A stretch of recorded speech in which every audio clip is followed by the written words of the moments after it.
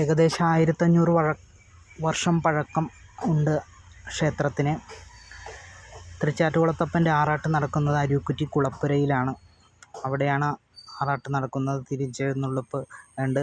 ഒരു കാലത്ത് അതിഗംഭീര ഗജവീരന്മാരെയൊക്കെ കൊണ്ടുവന്ന അമ്പലമാണ്. വേമ്പനാട് കായലിന് പടിഞ്ഞാറ് ഭാഗത്തായിട്ടാണ് സ്ഥിതി ചെയ്യുന്നത്.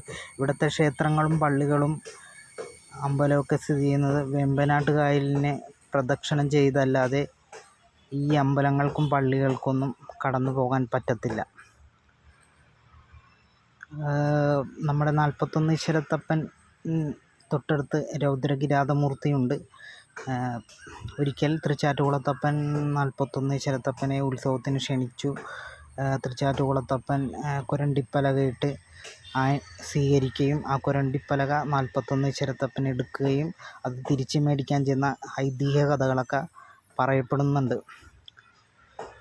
എന്തായാലും ഇനി ഒരു വർഷത്തെ കാത്തിരിപ്പാണ്. ഇന്ന് പാണാവള്ളി എടപ്പങ്കഴി അമ്പലത്തിലെ ശ്രീകൃഷ്ണൻ്റെ അമ്പലത്തിലെ വലിയ വിളക്ക് മഹോത്സവമാണ്. അപ്പം നീണ്ട ഒരു വർഷത്തെ കാത്തിരിപ്പാണിനി.